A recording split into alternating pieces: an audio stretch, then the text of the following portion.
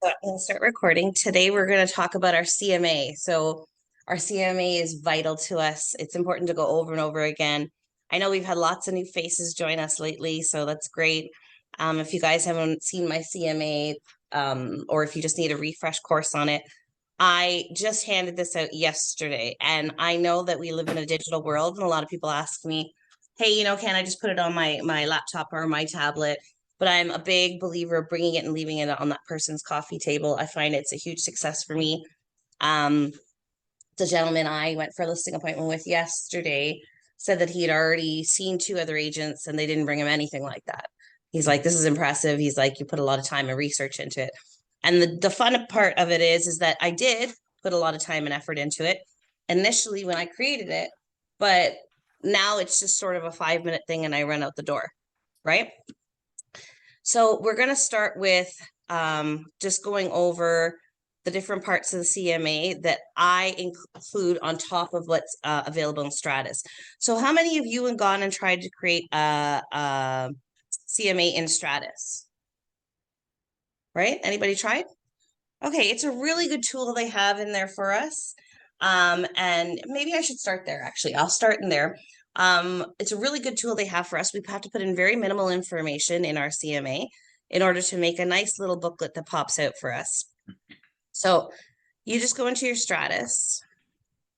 Let me grab my mouse here. God bless you. So it's sneezing. Okay, Stratus wants to be glitchy and not load for me. So let's try to reload that. Okay, so we're just going to go into Stratus. And on the left-hand bar on the gray side here, as soon as it loads, they say they have a CMA. Stratus is half asleep this morning. It's still waking up. I guess Stratus is busy planning the whole day for Valentine. Exactly. Stratus says, I'm not working today. It's Valentine's Day. Okay, let's go back and try and click on it again and see what happens. See, if you're in a awkward situation like that, if the system doesn't work. I know. Trust me. Okay, so on the left-hand side here in the bar, they have CMA. So we're gonna click on that. How come my one does not come? Your one doesn't come what? Your left-hand side, the bar? Yeah, the starters, I click the starters, it's coming the system presets on the left side and bar, but I don't see any CMA. Really? Over here you don't see? You're in No. your Stratus, not Matrix? I'm in the matrix, yeah. Oh, you're a Matrix. So it's in a different section. So you kind of have to just look for, I think most in Matrix, most of the drop-down menu parts are at the top. So try clicking one of your menus at the top. I don't know off the top of my head. I always train in Stratus, so I can figure it out because I know what I'm looking for in Matrix most of the time, but right off the top of my head, I don't know. I'd have to log into somebody's Matrix one and see. But I can help you find it after if you want, or if the next time you're in, we can look and see where the function is. I can look at it in your screen, no problem. Yeah, exactly. Oh, yeah. Okay, so we're going to come into Stratus here. I've just got to move some stuff out of the way. Okay, and we're going to click here the plus and click new CMA. Okay. And this new CMA, we're just going to call it 123 Main Street. All right. And we're going to pretend it's a residential freehold and continue. Okay. So now it's going to ask you for your client's first name. So I'm going to say his name is John. And the last name is Smith. Whoops. Okay. And you can fill out the rest of this information if he has a different primary address or work number, home number, whatever. The only mandatory fields are your client's first and last name though. Then you're going to come down here to subject property. So if you're dealing with a client that's owned their property since 1970s or 1980s, you're most likely not going to have a subject property you can copy. You have to go and find the information for that property. But if you have one that has been listed before, so we're just going to pretend that we're going to find one. I'm going to start a new window here and do a quick search. And I'm going to search for let's just search for a freehold property in EO4 around the office here. Okay.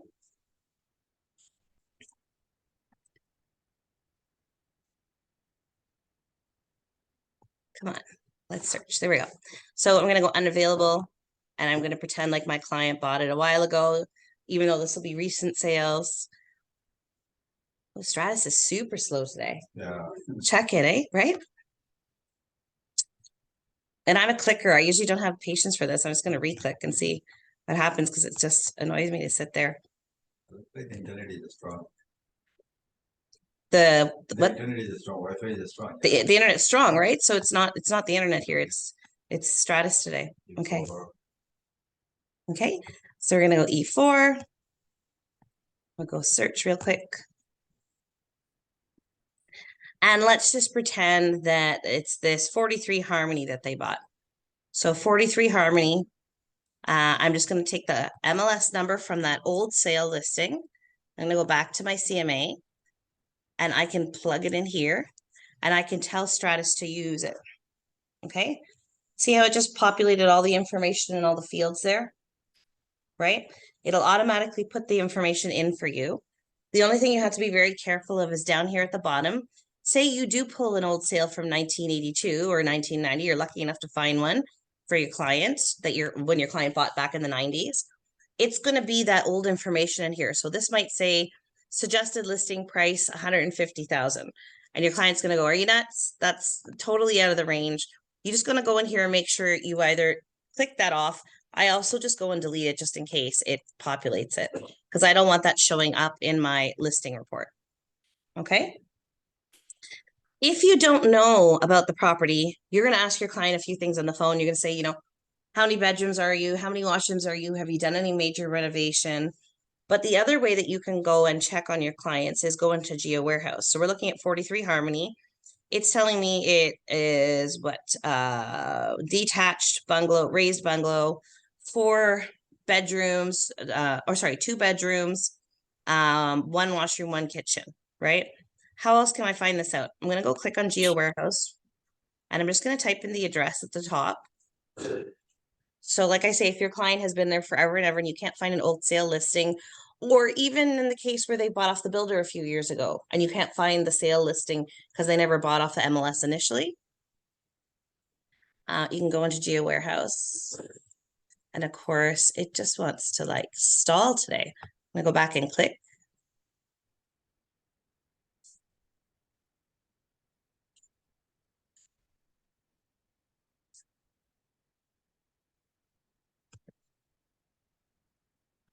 Yes, Stratus is sluggish today. Maybe a lot of agents are online making lots of offers today. Let's hope that's the case, right? We're all bogging down the system with all our offers. So we're going to go and type in 43 Harmony. Okay. When you're in Geo, you can go and click on the property report. And in the property report, you're going to get the legal description. You're going to get the owner title name. But you can also go down here and check and see it's a single family residence. It's a freehold. You can confirm that. You can come down here and you can see, oops, did I pass it? Triangle shape. Yeah, I know it's an odd shape. You can see that it's an irregular lot. You can see the depth and the frontage of the property. For the Geo Warehouse, I think in our account we are allowed to search 200 in a year, right? I believe so. I believe so. Yeah. That's why we need to be careful. We should wait for it. Exactly, not to go past it. I don't know what it's done here. Oh, somebody's trying to get in here. Why is it showing me the old Geo Warehouse screen? It's strange. Normally in here, it would tell you how many bedrooms, how many washrooms. That was a thing that we could search up on. Still under the address or under the name, owner name, yeah. Yeah, it normally is now, but see how it's showing me? This is what old Geo Warehouse looks like, not the new one they just brought in. Maybe because it glitched. Let me click out of it and try to click back in on it. If not, I'll come back to it. Or maybe they have some other tab that you can see. Site and structure, valuation, sales, plans and surveys. Did they change it again? Usually there is a tab. I saw that the year of No, see, it's just construction, bouncing down. bedrooms, year of construction, how it was registered. Hmm. I know, it's not the demographics of the neighborhood, though. Let me go Yeah. click here, So my usually if property you run a report. basic report, it should pop up. Yeah, but it's usually on that screen. So that's what old Geo Warehouse looked like. The new one has all of the MPAC information on there. Let's see if I populate a report, if it'll show up.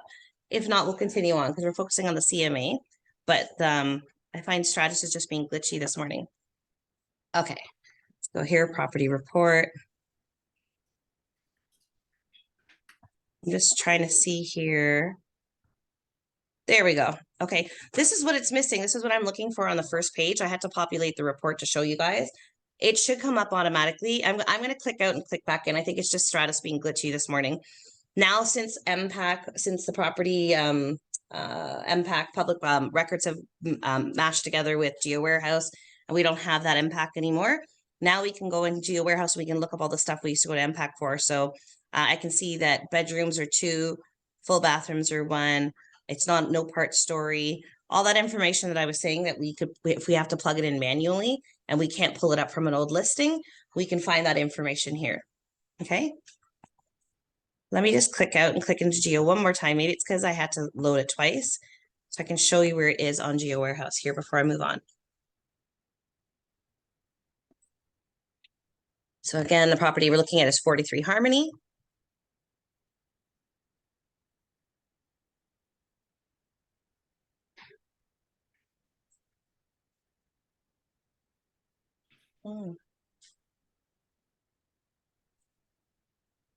There we go. See, isn't it strange?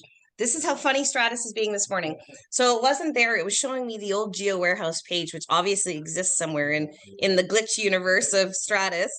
This is what new Geo Warehouse looks like. And see, there's that information I went in to look for, where it says how many bathrooms, how many bedrooms, the legal description, and all that. There, it was missing this chunk, which is new to Geo Warehouse if you're used to using it. See, strong. They made it. Well, you see the year of build. It says 19402. Year built. Oh, and then bedrooms. So it's built in 1940. It's just squished together. They didn't put a space. And then the bedrooms are 2. Yeah, I know it looks like 19402. You're wondering what year is that exactly? Okay, so we'll go back to our CMA. So that's all about filling out the subject property information. Okay. It'll bring you up old pictures so you can kind of get an idea of what it looked like. If your client tells you, oh yeah, I came in and I ripped out all that carpeting and I put an extra washroom in the basement because there was only 1 washroom in this house. You can take that into account when you're looking at comparable properties, because this will only show you from what that original sale was, what the property looked like. Okay, so they're old pictures. And then you have your information for your clients. You have this comparative market analysis like title page with your information on it. You have a cover letter. Okay. And then you go down and it gets you the comparable properties. So I'm not going to take the time right now because the whole thing is how to put the CMA together. But I want you guys to practice. You have to go look at comparable properties now. Okay. So I'm going to go to these old sale listings and I'm going to pretend like this Singleton, this Hancock, and this Kilmarnock are, sorry. Yeah. So in terms of comparables, should we compare like exactly apple to apple or sometimes apple to orange? Like, for example, bedroom to bedroom or? So it all depends. You have to know what market you're in, first of all. So the listing appointment I went for yesterday, my guy said to me, oh, there was another one that sold on the street here. And I go, yes, I saw that one. But that was back in, I don't know what it was, August of last year. I go, it's not comparable to your property right now, even though it's a really similar house. I said, you can bank on getting a little less than that property now. So it's hard to compare apples to apples. I'm going to show you the map function on here is really good when you're doing your listing appointment. But try to do the things that matter a lot when pricing strategy. Okay. So timing also is important, right? I had a situation like I showed the CMA in one price, and after that, all in a sudden, one property sold is quite higher than the CMA. then I recommend. Yeah, you have to get used to your pricing strategy. Sometimes it's a surprise. Maybe somebody bought that property extra high for a certain reason, or maybe it just went in a crazy bidding war. You have no control over that. But as long as you're comparing to similar things that happened in the market recently, normally I say last 6 months to a year. Right now, I'm trying to keep it tighter than that. I'm trying to keep like the last 4 months kind of, because the market's changed so much with all the interest rate hikes, and stuff like that. So I explained that to my client, but you do want to look at stuff like lot size is important. Obviously, how many bedrooms, whether it's a 2-story or a bungalow, whether it's renovated or not, you know what I mean? Just because it's the same house and the same layout, maybe that guy's done nothing since 1980, and this other guy who just sold recently renovated, right? So you have to take into account those things, right? So yeah, if you have any trouble with pricing, I always tell people, come to me. I'm pretty good at pricing my properties. I like to think, or I'm guessing what properties to go for if you're doing an offer. So I don't mind if you guys pick my brain and we can go and look at it together. And how you adjust the client expectation, like definitely. If the seller It's want just more, educating your client. So I always say to them, when I put my report together, and you're going to see it's part of it, I tell them what the market conditions are right now. So we talk about days on market, right? If you tell me, look, Christine, I really need to move, what are we, February now? I really need to move by the end of March or April because I'm getting a job transfer. But you're telling me you want a way higher price. I'll explain to you, no problem. We can put it on, but the average days on market right now is 29 days on the Toronto Real Estate Board. 29 days. So if you want to stay on MLS for longer than that, we price high, because when you price high, you're going to go past that average days on market. When you price at the regular price, you stay at that about that average days on market. The only way you move your house faster, as we all know, is to underprice it. Then you go faster, right? So it all depends on their motivation. If they're just throwing it up to see if they get the price and they don't care if they stay on the market 6 months, then they can overprice it, right? But we're trying to educate our clients. This is what's going to get your house sold. You won't be bothered with showings. You'll get your house moved faster. You'll get the most value out of it, and this is what things are going for right now. A lot of the clients are having problems right now that they're saying, oh, I don't want to list. I don't want to list because, I'm getting such a low price for my house. Well, I mean, like in this guy's case, he wants to downsize. He's a 2-story. And he told me he wants to purchase a condo, right? And I said, he goes, you think I've lived here since 1992 or whatever. I said, you're going to sell a little low, but you're going to buy a little low. If you wait till the market gets higher, you're going to sell higher, but you're also going to buy the condo a little bit higher. I'm like, so in your case, it doesn't matter, right? Yeah. It's just your investor clients right now. You might want to tell them no, you don't want to cash out, maybe rent for a year and see how it goes, and see if the market picks up a little bit. Yeah. A lot of my investor clients, we sort of tested the market, put stuff up for sale, and we're not getting what we want. So we're just putting it back up for rent again. Right. So. now people are Yeah. for a 1-year lease. That's why now we have low inventory in the market now. Oh my God, people are fighting over, I can't keep up with the rental showings right now. I'm getting called every day 2-3 times for my rentals, right? It's crazy. So anyways, we're going to pretend like these 3 properties here, Hancock, Singleton, and Kilmarnock, are comparable. I'm not going to take the time to go in and look and see if they're actually comparable or not.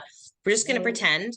And what I'm going to do is I'm going to take these 3 and I'm going to take the MLS numbers, just like I did with the first one for the subject property. And I'm going to add by MLS. So I'm going to just leave a little space there. Oh, I got to move this out of my way because I can't see what I'm doing. Okay. So that's the first property. And there's another way you can add it as well. You don't have to add it this way. You can go in. I'll show you another way to add it as well. So maybe I'll only add 2 of these and I'll show you how to add a third. So you can copy and paste the MLS numbers. Add. I'm also going to do a quick save here before I leave the screen in case Stratus decides to be extra glitchy with me. Just save all the time, because you'll regret it if you don't in Stratus, especially when you're working on big documents like the MLS data agreement and stuff like that. Okay, and do a quick save, and then I'm going to go and show you a different way to add properties. Okay. You can also go to search through here, so you don't have to copy and paste the number. So I just want to do what's unavailable, for sale, continue. and it's going to bring me to my search screen. And here I can do my Toronto EO4. Right? And then I'm going to go submit. And we'll just pretend that, one of these first ones come up, right? I'm going to say at the bottom here, add to comparables. Okay. So you can do the copy and paste way with the MLS number, or you can go right through the listing and see it's added the third one there for me. Sometimes, if I copy and paste the MLS number, it's for dash or a space. I know, and it's kind of a pain. So you can do it that way. You can also do it from your listing cart. When you're looking at listings and you just add them to your cart, you can also go and add it that way from your listing cart. Okay. But you get them added in, and I always say pick 3 or 4 comparables. Don't pick too many, right? Because otherwise it just bombards your client. They just need a couple of solid examples of what sold in their pocket really recently, right? How many is 3 is okay? 3, 4 is good. Yeah. I usually And put then 3 or 4 in. you can average the price. Yeah, or what I do is so my strategy, because you haven't walked in this person's house yet, right? And you don't want to always ask people on the phone, is your house in good condition or bad condition? Like everyone thinks their house is wonderful when you talk to them on the phone, right? So I always pick a couple of high sales, like nicely renovated sales, and a couple of low end ones. So I know that they're not expecting that low. And then I go and I see what their house actually looks like, right? And if I walk through and I'm surprised and I go, wow, yeah, it's beautiful. They just freshly renovated. I can show them, okay, these ones were renovated. I think we're going to end up around this mark. Or I can say, ooh, you need some repairs to your house. You need some updating. You're probably going to end up in this mark. So don't pick all high sales. It'll kill you because your clients will expect that from you, that you're going to sell that high. And then you walk into this house that's, they haven't renovated and it's completely outdated. And you've brought all comparables that are way higher than what they're going to get. They're going to be disappointed with your sale. And that's going to make it difficult for you to work with your client because they're going to want a higher price, right? Okay, I'll be there in 2 minutes. Okay. I got to figure out how to, I know, I stop the share. We use comparative Yeah, analysis, say, for buying or selling, for both. I would, you can do for both if you want. I use it for every single listing appointment I go to, right? For listing. Listing. We cannot sell without without. You can sell without a CMA. It's not about selling. This is how to close your listing appointment. I know. This is how to convince your buyer that you're educated, you know what's happening in the market, you know what the prices are going for, and this is the strategy I'm using. So they say, like, this is the part, I want to finish this part, then I'm going to go over the personal part. Like, this part I didn't create. This is Stratus. This is working for us. This is actually taking a lot longer than it would normally take you because all you need to do is go put your client's name in, your subject property in, and 3 or 4 listings. Okay. So let me finish up this part and I'll show you that parts that I add that I think enhance your CMA. So just by doing those 3 things, your client's name, your subject property, and adding some comparable properties, it's going to spit out this beautiful report for you. And this should take you 5 minutes when you're walking out the door. If someone calls you and you have a listing appointment in a half an hour, no problem getting ready for that listing appointment, right? So I want to see what this looks like now. With just that information, Stratus has given us a beautiful report with a title page, table of contents, cover letter, right? Subject property details, right? The photo gallery, the side-by-side comparison. So you can see right across the board when you're talking to your client, look at all of these were 2-bedroom, all of these were 50-foot lots, all of these were listed at this price and they all stayed average days on market, right? First one is the subject property, right? The first one's the subject property, yeah. So you can go right, it lines it all up nicely for you so you can show it. Now, it's not lining up exactly right now because I just picked random properties. But when you do your CMA property, it looks impressive. It's like all 4-bedroom, all 3-bathroom, all had a second kitchen in the basement, all were 50-foot lots, all right in your neighborhood, right? The comparable summary is also helpful there. It shows you sort of like a chart that way. They also do the map. The map is invaluable. A lot of times you're sitting with your client and they'll go, where it's located, right? So even yesterday at my listing appointment, my client said, oh, I don't know, where's that? Where's this? I pulled the map up and I said, look, they're all in your tiny little pocket. Like I honed in on only your neighborhood, right? Market statistic report. They have days on market report. Now you can pick and choose which one of these you like using. If you find it helpful, if you don't find it helpful, excuse me. But that is everything that Stratus will do for you. That's how Stratus is working for you with very, very little effort and information on our part, right? It spits out this big, beautiful report. You just say the recommended price. So back here where I did the subject property details, I deleted where it said the recommended price. Now I could put that in there. Be careful when you're copy and pasting old listings, it automatically puts that old sale price. So delete it. I never do it because I've been surprised too many times where I might put in 1.3 million and then I walk into that person's house and it's like they talked it up on the phone. Oh, I did my kitchen recently. Recently to them is 10 years ago. You know what I mean? And I walk in and I'm disappointed. And I find that I've put that price on there and I don't want to stick to it now. I don't want to say that to them because I feel like they're going to get less, right? So it's just my strategy. You know what I mean? But there is a spot back here where you can put it on. I keep it completely off my report.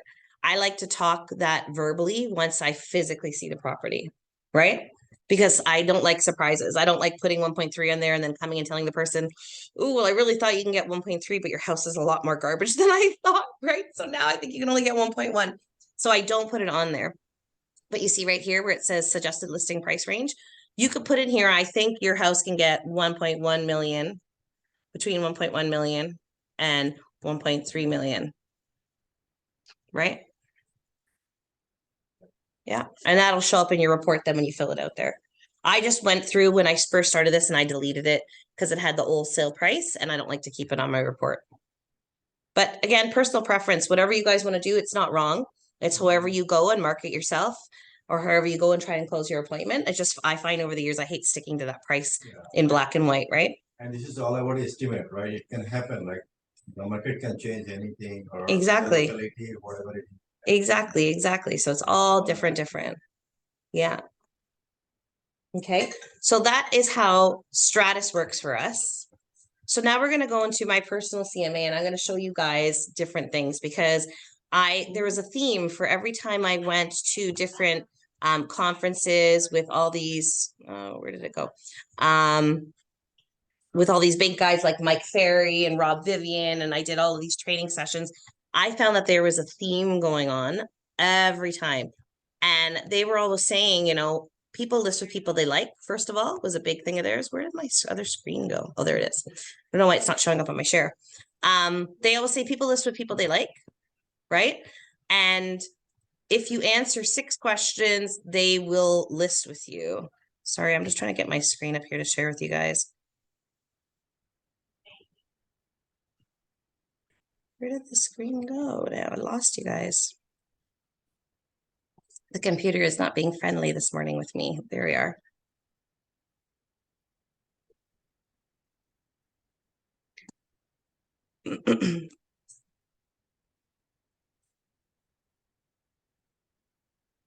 Okay, stop the share for a second. Let me see if I can grab my shared page back. It won't show up the one I want to show. Okay, 1 second. Let me try to open another tab here for you guys. Oh, there it is. Perfect. If you guys can all see that. So they say people list with people they like, but they always want to know why list with you, why list with your brand, how you're going to market my property, what the pricing strategy is of the property right now, what commission you're going to charge, and what's happening in the market. So they say if you answer those 6 questions, they'll list with you, right? And they have to like you at the end of the day too. So you have to be personal while you're doing it. So we're just going to go over how I combat that. So I feel at the end of my listing appointments, they don't have a whole lot of questions. They're not sure whether I'm going to do a better job than the other agent. I've assured them that I'm going to do a better job. Okay. So I sort of relogoed the title page by myself with my own information and stuff like that, not just what Stratus does. But I always start off with, why choose me? Okay. So why choose me, right? So you have to write in things that are personal to you, that you feel, okay? Don't write in things that aren't you, right? If you say I'm really outgoing and you're really introverted, don't say that to your clients. You know, own who you are, but talk about your strong points. So I always tell everybody, nobody outworks me. I know that for a fact. I know that when I list a property, it's on my mind 100% until I get it sold. It bothers me. I don't just list and leave it. So I always say nobody outworks me. Okay. I will always tell you the truth. Now, I always get a giggle out of my clients from this because they say, you always tell me the truth. I go, yeah, no, I'm not the agent who's going to come in and say, absolutely, I'll sell your house for 1.3 if I don't feel that's going to happen. Like we talk a lot about educating our clients and coming in and talking to them realistically. This is how you keep long-term clients. You don't overpromise, right? My track record of selling compared to the competition is 3 to 1. If you look at the statistics of the Toronto Real Estate Board, you can find that if you did 12 sales last year, the average agent on, I'm just making this up, don't quote me on it because I don't know, I haven't looked recently, that the average person on the real estate board only did, 4 sales. So you're averaging 3 to 1. You're working harder than the average agent out there on Toronto Real Estate Board. And then when you hire me, this is actually my training material, so my actual CMA is more updated because now our brokerage is 150 agents strong. This is from my old brokerage, 90 plus realtors. So when you hire me, you hire 90 plus realtors, right? I would say 150 plus realtors because you have to use the strength of your brokerage. You have to tell them, I'm going to go back to my office. At my next office meeting, I'm going to talk about it. We have a group chat on WhatsApp. That's already 150 people. Each one of them are working with, say, 5 buyers. How many buyers do you already have a pool of to work with before you're even putting it on MLS, right? Yeah, so we don't have to go over exactly what I write by myself in total detail, but I'm just giving you guys an idea what my objectives are. I'm going to expose your property to as many qualified buyers. And I don't read this to my clients either. You have to feel your meeting and how bored your client's getting. Some people, it's a snooze fest to just sit and read it. But when you leave it, they might go through it afterwards. But I like to put out the important things, right? Like walk you through the whole process of selling your home. I've been in this industry for a long, long time. I'm used to selling in this neighborhood. I told the guy, because he's actually close to my neighborhood, I said, I've grown up in this neighborhood my whole life. Maybe you haven't written that in your report, but talk about your strong points. Why choose you, right? And then they talk about why choose your brand, okay? You guys are in a top-notch brand.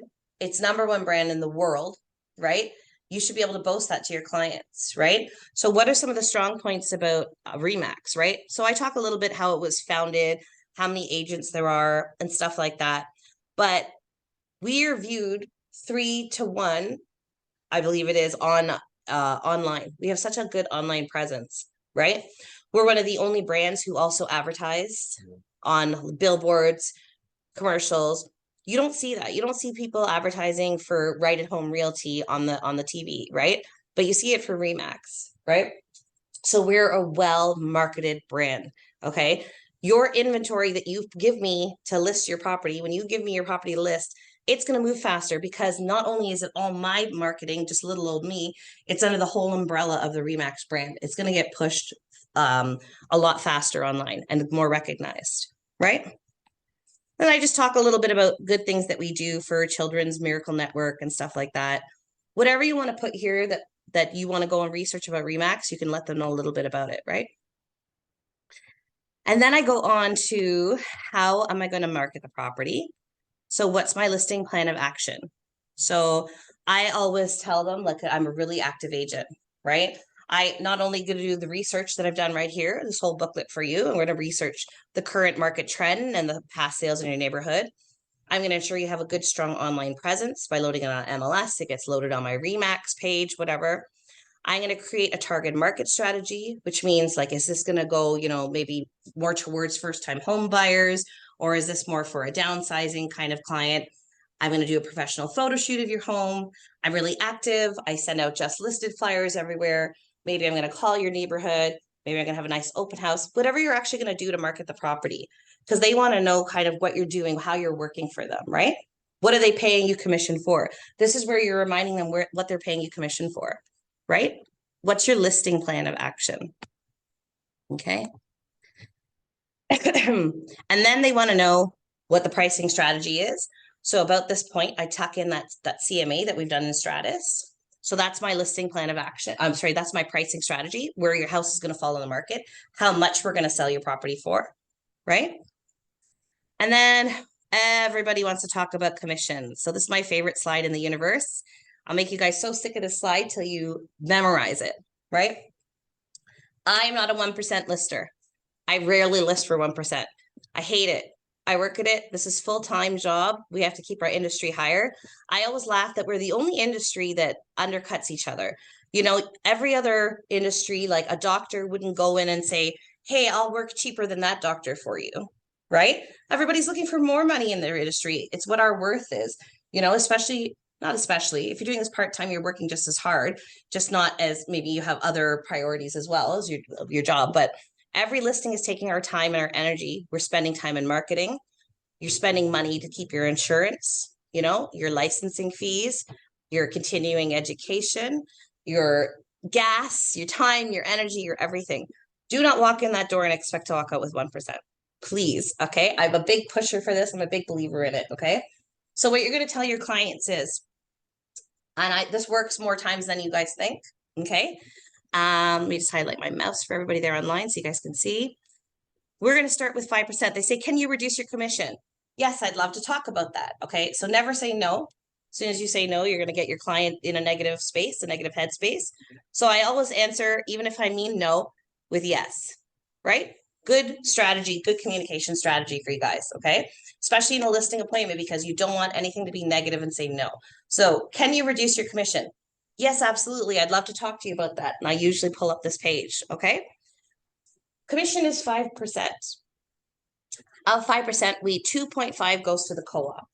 Now, I don't want to touch the co-op side because all those agents are going to come and show your property. They're bringing our buyers, right? I don't want to lessen the chance of you selling for top dollar, because the more people we bring in through the store, the more you're going to push your price up, right? Bigger barrel of people to pick from. So what I'm going to do is I'm going to look at my 2.5 side, okay?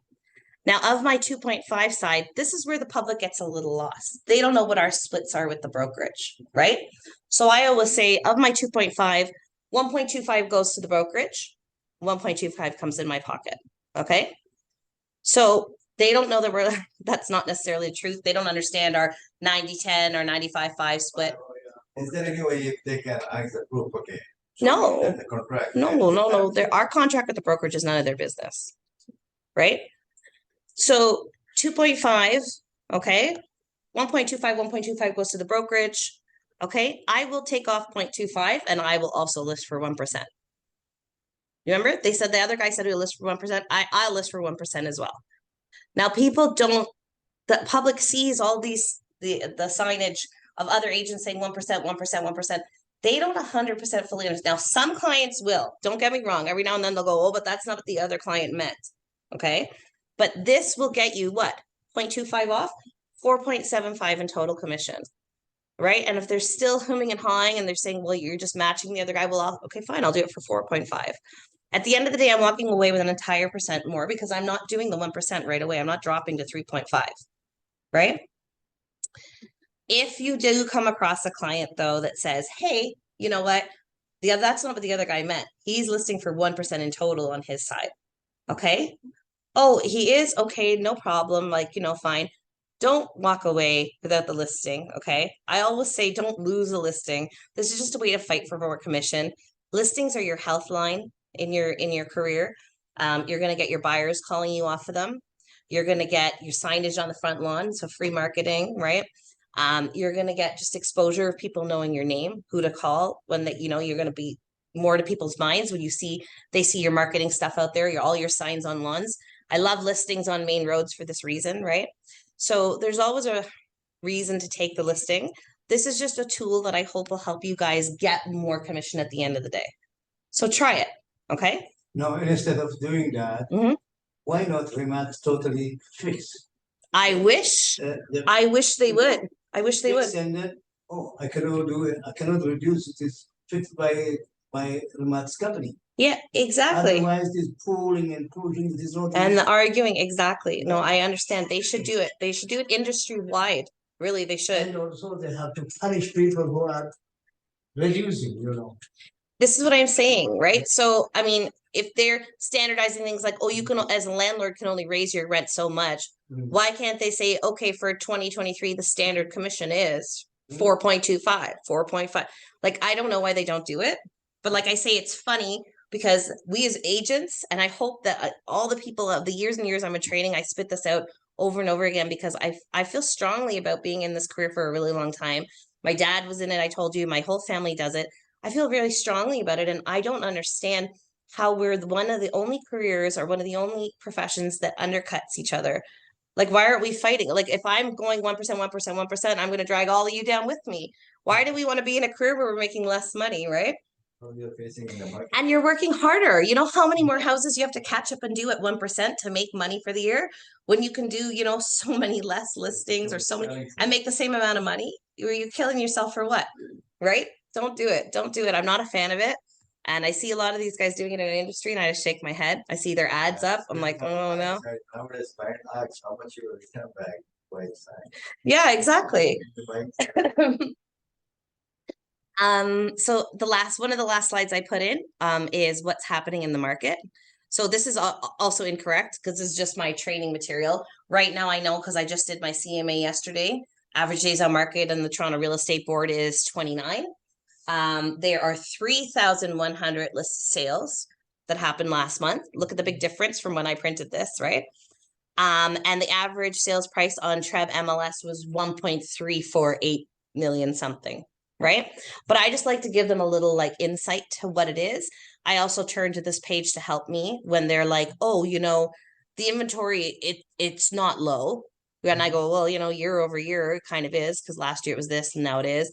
Or if they say, I want to list such a high price, okay, but you see the average days on market right now is 29 and you're telling me you want to move by next month because you have a job. I'm like, that's the two aren't going to go together, right? We have to think about this logically. So this is how just tools to help, close your client at the end of the day and come into some agreement with them about price, strategy, how you're going to market the home, stuff like that, right? And then I always end my booklet with my referrals. Never forget to ask for referrals. People just won't think of it on their own. You know what I mean? So I always end with, thank you for the opportunity. And I don't read this to them, but I will say, if you have anybody else like looking to buy or sell or anybody in your family, anybody in your neighborhood, any neighbor, right? Please give me the referral. Always ask for your referrals. You always are trying to expand your business. You have to live every day as a real estate agent, always thinking of opportunities to expand your business, right? Hand your card out, talk to people, ask for business, right? So I take all of that along with that booklet that we did. Let me just stop the share here and come back to you guys online. That booklet that we did, the CMA we did in Stratus, and I put it all together and I put it in a little booklet and I bring and I leave it. And my hope is that when I leave it there, it's this big booklet in their face, chock full of information and all printed nicely that, whoever else came in before or after me, they remember me because I'm still sitting on their coffee table, right? So I don't know, I have success with it. I hope you guys can, put something together. Like I say, these pages that I just went over with you about why me, Remax, they're done. They're on my computer. I update them from time to time, but I just print and go out the door. And then the CMA and Stratus is just a 5-minute thing. Client name, subject property, a couple of properties to compare it to. Print that together. It looks like you've done a heck of a lot of work for your client. They go, whoa, this is great. How did you do so much research? Right? So that's before going to the appointment. Before going to the appointment. Yeah. Can I ask you a question? What is the toughest, what it's called, call you had with the client before taking the CMA? Toughest call I've had with a client? Toughest client, actually. Well, there's two What things. is your The experience? tough client is always the one that doesn't want to see you face to face. They want to know the commission on the phone, right? Though you get those tough clients, those guys are tough. They're like, no, but before you come, I want to know what commission you're charging. Yeah. Right? I always go, yes, absolutely. We can discuss that when I see you and I can see what kind of services you like. I provide lots of different services. I want to get in front of that person. Try not to get my biggest advice to you over the years that I've learned is don't discuss numbers and don't discuss commission on the phone. Because then that's your presentation, right? And you might not get a face-to-face with them. They might go, oh, okay, that's the commission you're charging. Great. Yeah, I'll call you back and we'll arrange an appointment. You're never going to see them. Your goal is to get in front of that person. You do not close appointments on the phone. You only close them face-to-face, right? It's a rare thing that people go, yeah, hi, I just saw your name online and I'm going to use you to sell my house. Like it's very rare. It's not going to happen, right? The toughest thing, people that you get, I remember I spent about 2 hours in a Tim Hortons trying to close this appointment with a colleague of mine. And I tried everything I could. I threw all my information at him and I, talked commission and we reduced. Didn't get it at the end of the day. Never got called for that listing. So, I mean, you win some, you lose some. The other thing in real estate is you got to just tuck tail and turn around and not care about what you just lost and move on to your next appointment, right? Don't go looking up that MLS listing online and be obsessed with it, right? On why you did or did not get it. So, sorry, who had their hand up there? I just realized there's It's me, Sadia. Hi, Sadia. I don't want to interrupt in the middle. That's why I No, put no, my no, hands it's up. okay. It's okay. Okay, so I have two questions. So this is only for sell you can do, or you can also do it for lease or the buyers. That was my You can question. do it for lease. You can do it for lease. You can do it for buyer as well. My biggest thing is that we want to try and close listing appointments for sale because that's our biggest health. Okay. I know we don't always make the biggest money off of it because sometimes we're reducing that commission, but from your listing, you're going to get your buyers to work with. So you're not always chasing business if you focus on listings. Okay. The reason why I don't always create it for buyers or leases is because leases, I just give them a quick comparable. I might print 3 or 4 of the last few leases. I'm not spending as much time to try to close my lease listings because I want my sale listings. My buyers, I'm doing the same thing. I'm just printing a few that sold in the neighborhood and giving it to them because they want to put an offer in on a property. It's going to get pretty tiring for you to do it. Say you have to put in 5 offers before you get a property for that one client. You're going to create 5 CMAs over the course of time. I would just go in and I would just print the sold listings for that to see what's comparable when you're preparing an offer. Got it. Thank you. I have a question. Did you have a second question, Sadia? The other one was like, as you said, that you leave you make it like a booklet, or you just print it out and put it in a folder and give it to them. How you do that? I print it out and I put it in like a do-a-tang that I buy from the dollar store. Like just Okay. the black, it just like the plastic kind, and I Yes. put it in there and then I drop it for them there. Okay. I don't got actually like bind it into a booklet. Yeah. it. Okay. Thank you. No problem. Yeah, Johannes. Okay, after all this discussion, finally, Yes. to put the price of the property, who can decide, you or the owner of the house? It's your client's decision at the end of the Client day. has to It's decide? their commodity to sell. So it's their decision. Our job is only to educate them. So if my client says, okay, I heard everything you said and you think I can only sell 1.1, but I want to put it 1.3, I always go fair. Yours to do, yours to sell. You want to try, go for it. But if we don't get any showings and we don't get any offers, we're going to have another discussion and adjust this price, Mhm. right? Because I'm telling you through my education and my research that I've done what I think it's going to sell for, right? But if they're insisting, no, but I really think I can get, by all means, go ahead. But 9 times out of 10, you'll see that you're correct and they're not because we're doing this every day and we're looking at what the actual sales are, right? The proof is in the pudding. If those things actually sold, nobody's going to come and automatically pay more for that property. The only instances that happens, like say the person lives next door and they really want their daughter to buy that house, or they've been really trying to get into this pocket for a long time, right? Or, like I had a lady who paid a little bit more because we were trying to get a bungalow in an area where bungalows were just a rare commodity, right? There was only a few sprinkled in the neighborhood. So there's very few reasons people will overpay when that's not the going rate for the house, when that's not the recent sale value, right? So Can we compare 3 bedroom with 4 bedroom sometime? if for some reason you think that there's a If you reason, cannot find that's comparable. yeah, you could throw it in your CMA if it's not 100% similar, but I might tell them the adjustment on this might be, a little less because there's more bedrooms in this property. Mhm. You guys are the same lot size, you guys are both bungalow, but this one's a 4-bedroom, you're a 3-bedroom. Expect a little less than this property got. I think the CMA there is Yeah, plus. you call? There is the adjustment, yeah. Sorry? Did someone I- online? Did someone have a question online there? No? I have another question. Sure. So if I'm trying to get any expired listing, how I can include this one with that? You could just do it like when you go to the unavailable, you can go and just choose the expired ones, but I'd be cautious. Like, why would you take an expired listing to a listing appointment because that's just showing that they did something wrong in their listing and it didn't sell. Oh no, I'm saying like if I'm targeting an expired listing, I want to contact that seller. Oh, okay. Yeah, that's no problem. So It is a problem because technically we're not supposed to, but mhm. every agent out there is doing it. And as you're training you guys all the time, I'm going to tell you, there's nobody out there like all the Rob Vivians and the Mike Ferries of the universe are going to tell you to chase the expireds. We're not supposed to because you know that little do not contact after expired on our listing. We're not supposed to be, but everybody is. I would go door knock those people and hand them the booklet and say, hey, you know, saw your listing up. I think you did your house looks beautiful. It should have sold. These are the ways I think I can sell it for you. You know? Okay. Yeah. Yeah, definitely chase the expireds. Thank you. So, sorry, in That's the it. expired list, if they say yes, then we are not supposed to, but if there is nothing, we can, right?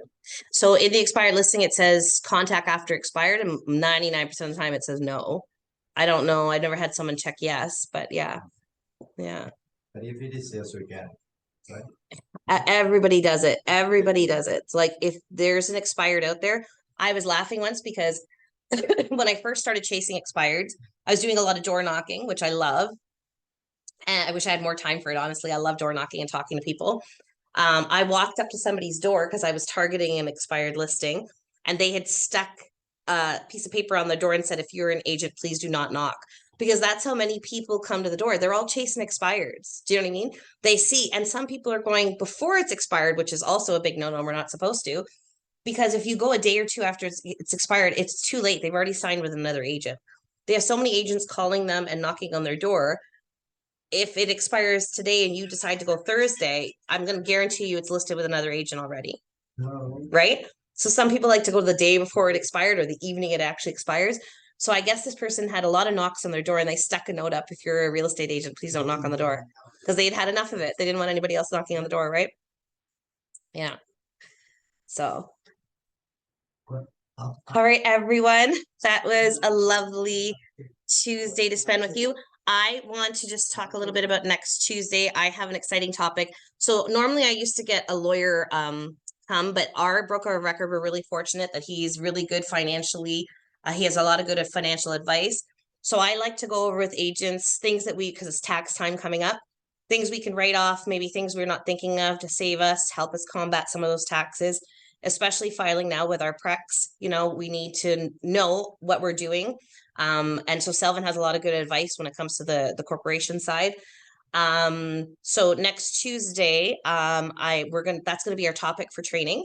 It's gonna be super good. It's gonna be really information packed for you guys to like do your taxes this year.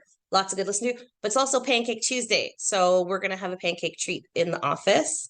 So I will see you guys all here in person. If you can physically make it in, come into the office, please. And yes, happy Valentine's Day to you too, Sadia. Thank you. So everybody have a good week and come into the office next Tuesday if you can. Okay? Thank you. There is party. See you guys. We have party here.